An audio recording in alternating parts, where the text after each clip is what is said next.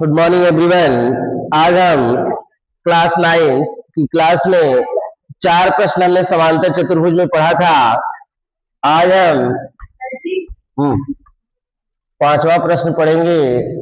प्रश्नावली 8.1 का जो पांचवा प्रश्न है उस चीज के विषय में आज हम पढ़ेंगे।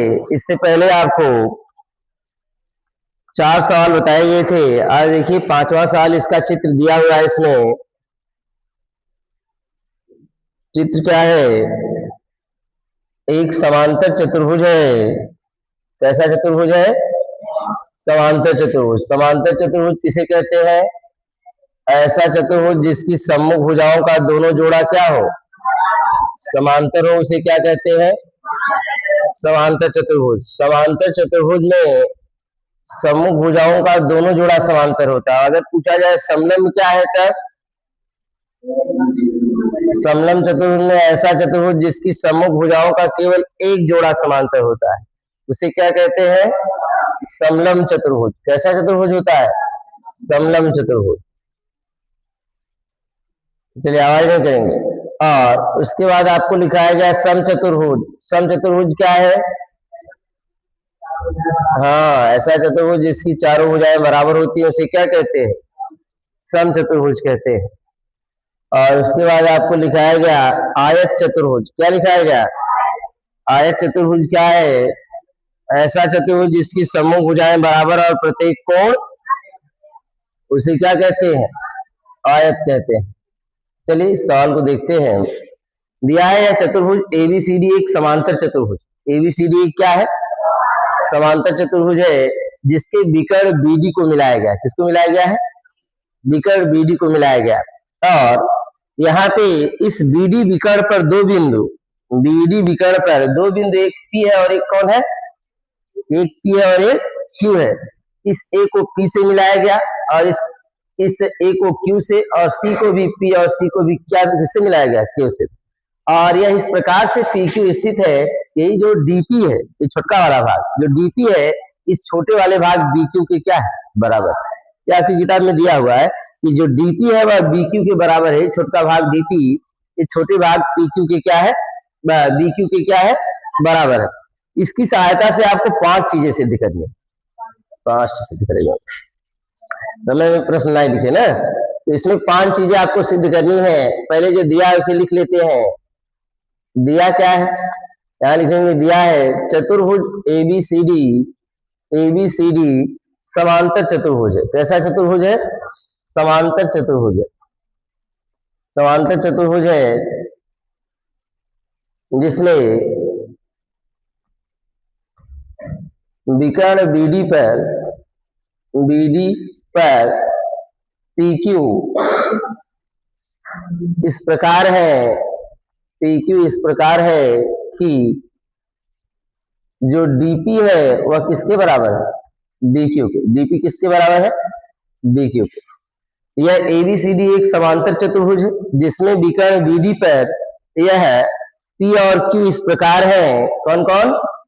P और Q इस प्रकार है कि यह जो DP है वह BQ के क्या है? बराबर है। DP किसके बराबर है? BQ के क्या है?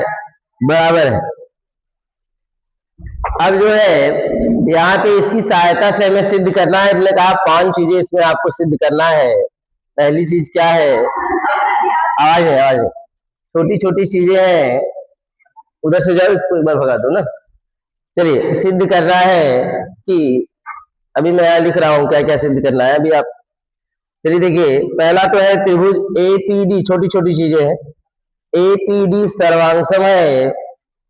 APD सर्वांगसम है त्रिभुज CQB के। किसके? CQB। देखिए APD मिला इधर, APD है छोटका वाला त्रिभुज। CQB की छोटके वाले त्रिभुज सर्वांगसम। बहुत सरल है। कैसे दिखाओगे? यह भुजा इसके बराबर है। क्यों? समांतर चतुर्भुज के कारण। प्रमेय 8.2 से समांतर चतुर्भुज की सम्मुख भुजाएं क्या होती है? एक भुजा मिल गई। आगे आप लिखोगे यह कोण, इसे 1 मान लेना, इसे 2 मान लेना। 1 बराबर 2 के क्यों? एकांतर अंतर कोण के कारण। एक भुजा एक कोण मिल गया।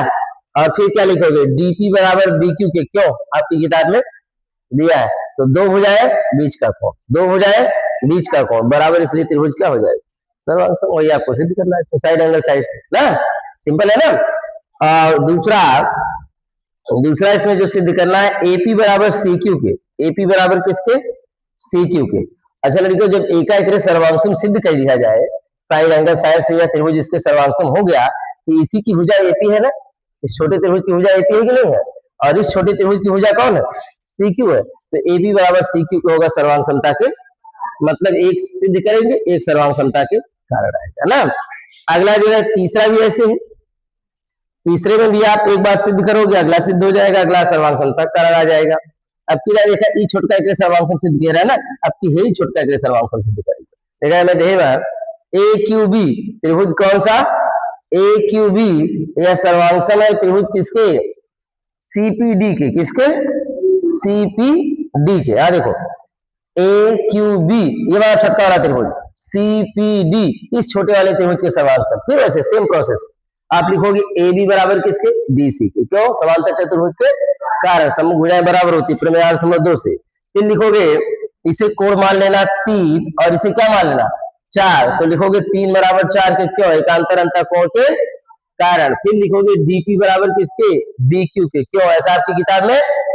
फिर दो भुजाएं बीच का कोण, फिर दो भुजाएं बीच का कोण, साइड एंगल साइड से अभी त्रिभुज इसके क्या हो जाएगा?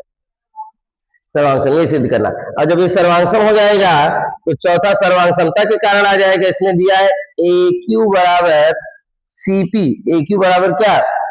अब देखा जब एका त्रिभुज के सर्वांगसम दिखाई दी है, एक भुजा जो सीपी बा एक भुजा ए क्यू बराबर होगी ना सर्वांग समता के कारण। जैसे आपने इसको सिद्ध किया था ये सर्वांग समता के कारण, ऐसे इसको सिद्ध करेंगे तो ये भी सर्वांग समता के कारण। मगन है भाई, क्या हुआ आज बहुत सारे चरा लिए क्या? हाँ घास इसमें ज्यादा है, मानना पड़ेगा, इसीलिए उसको बता बता के मगन हो रही है। इस समय बकरी पीठ बहुत अच्छे से भर जा रहा है, मैं पढ़ा रहा हूँ इधर, वो इधर उधर करके मगन है।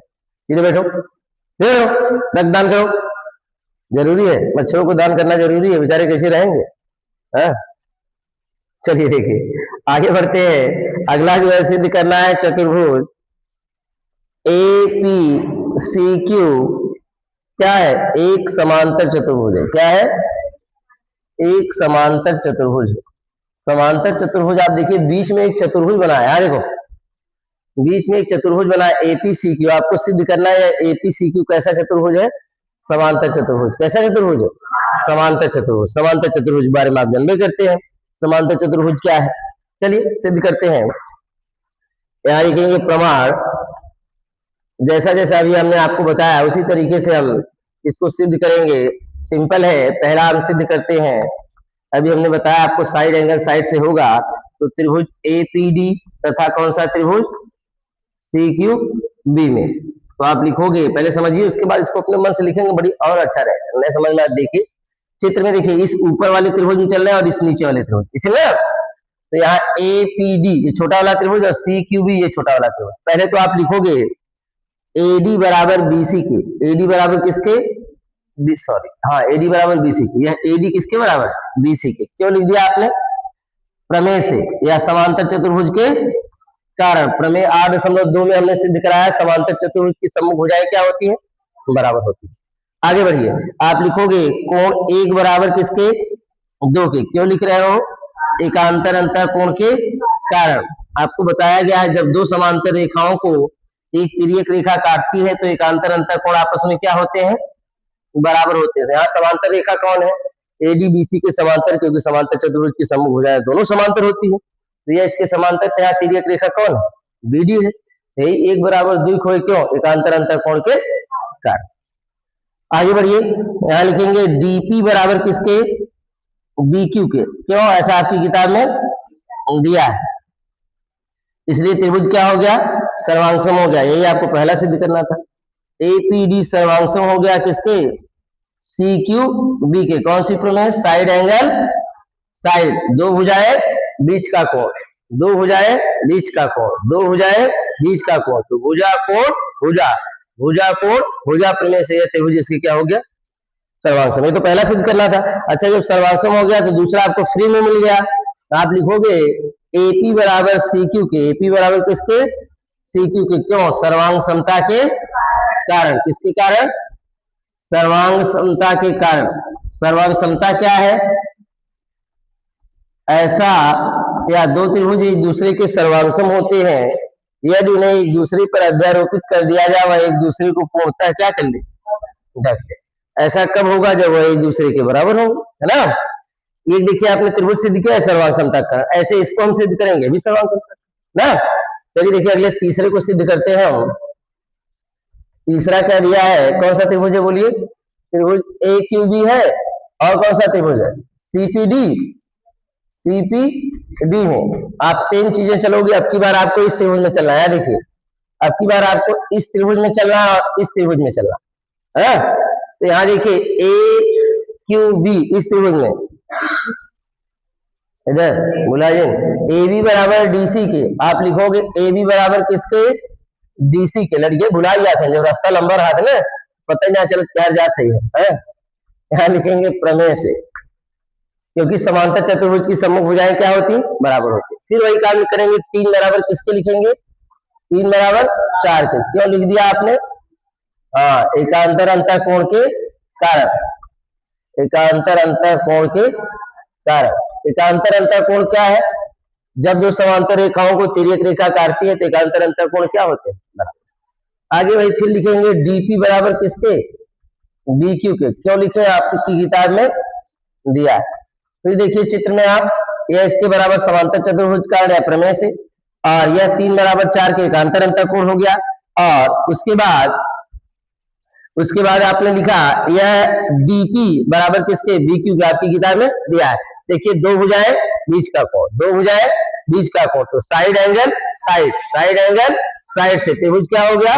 सर्वांगसम। तो यहाँ लिखेंगे त्रिभुज ए क्यू बी सर्वांगसम हो गया त्रिभुज सीपीडी के। कौन सी प्रमेय से? साइड एंगल साइड से। अच्छा लड़के जो सर्वांगसम है ये तो तीसरा का सिद्ध हुई है, चौथा सर्वांगसमता कारण हो जाएगा। चौथा क्या है? ए क्यू बराबर किसके? सीपी के। क्यों? सर्वांग समता के कारण। सर्वांग समता के कारण ये सिद्ध हो गया। अगला पांचवा एक और बचा है, पांचवा हम सिद्ध करते हैं। पांचवें में हमें एपीसीक्यू एक समांतर चतुर्भुज लाना है। एपीसीक्यू आपको दिख रहा है? देखिए एपीसीक्यू अंदर एक चतुर्भुज है ना, हमको ये सिद्ध करना है वाला जो चतुर्भुज बना है समांतर चतुर्भुज। इसके लिए हम क्या करेंगे? पहले हम इस त्रिभुज को इसके सर्वांगसम दिखाएंगे। कौन सा त्रिभुज?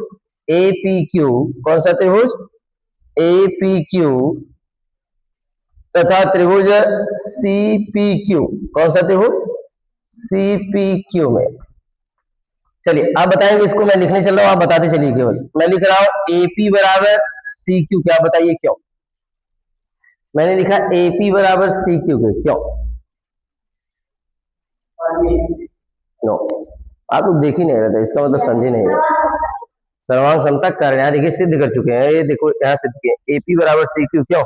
सर्वांग समता के कारण ना। दिया है कि कहाँ दिया?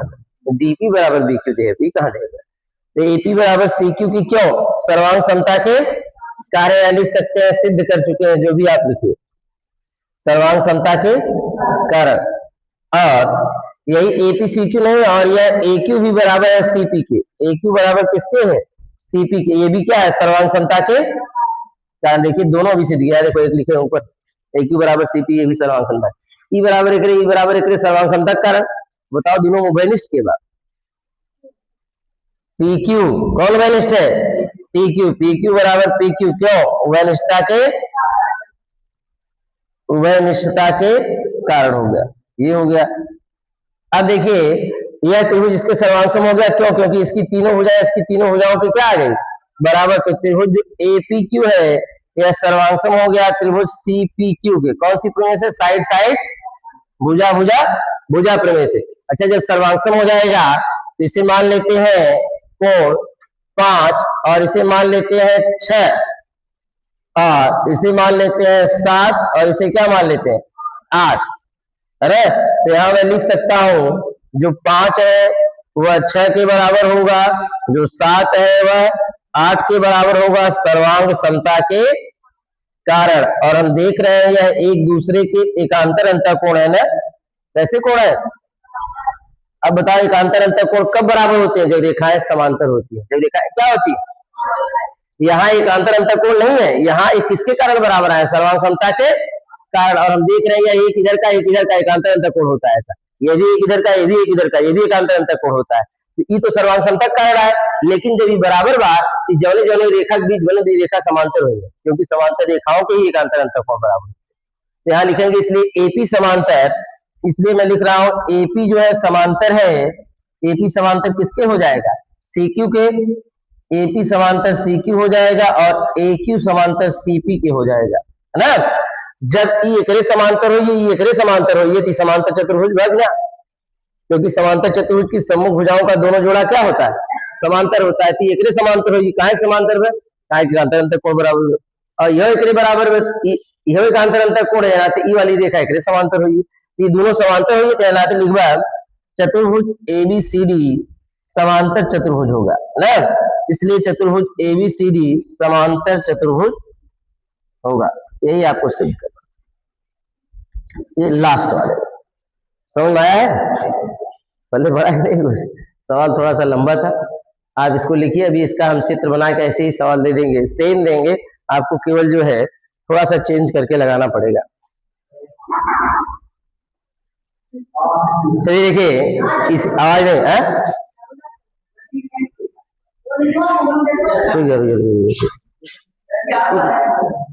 चालू तो है, खुद मारेंगे आवाज नहीं। चलिए देखिए यहाँ इसी पे सवाल है, एक चतुर्भुज हमने बना दिया, इसका नाम केवल चेंज कर दिया है। सारी चीजें पांचों चीजें जो आपने सिद्ध किया है, ये पूरी की पूरी चीजें आपको यही सिद्ध करनी है ना। इसको सिद्ध करके आइएगा आप इस सवाल को।